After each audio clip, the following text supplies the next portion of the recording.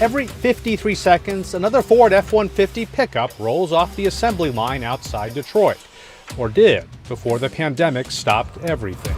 But now, making this, a ventilator about the size of a printer, is proving to be much harder.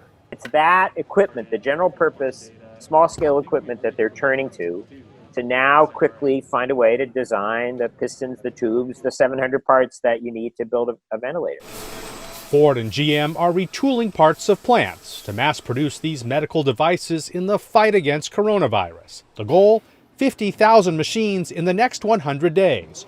GM says it's starting its first shipments, but many may not arrive until this summer, when the peak of the pandemic may be past.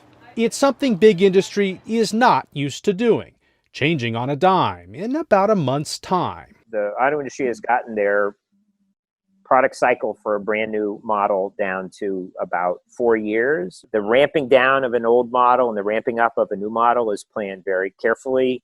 New equipment is installed and tested and run for a while off to the side until it's ready to switch over. Workers are being trained for that. Going from vehicles to ventilators takes different parts, different supply chains. Yet automakers do know how to make stuff, and on a mass scale.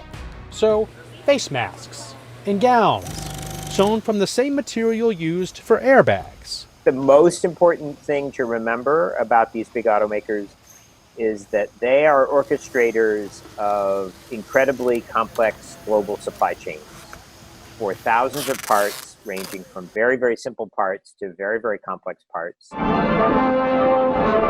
The United States has been here before. In World War I, the situation was grim, so bad the government took over the railroads to help speed along the war effort. But that was it. World War I was later seen as an object lesson in how not to do it, because we got into World War I, the United States did in 1917, and barely produced a single weapon for itself. It had to use British and French artillery. Our pilots flew in French aircraft.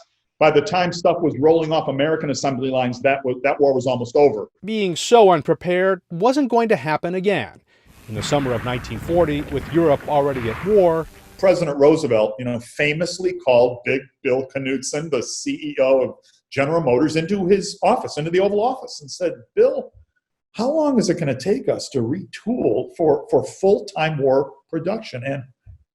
And Knudsen went back to his hotel, did some calculations. He came back to Roosevelt and said, "Mr. President, it's going to take 18 months. And 18 months later, Pearl Harbor was bombed. One machine gun, a deadly weapon. Refrigerator maker Frigidaire, then a GM subsidiary, made machine guns. Chrysler, tanks. Ford, bombers. But the U.S. is a different country now. Its economy built around services, less on heavy industry.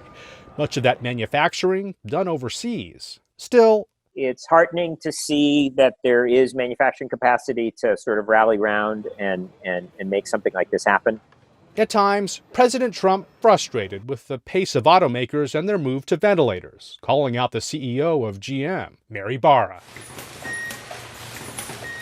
A service economy trying to make things again, and fast, going from big trucks to tricky ventilators packed with tiny parts.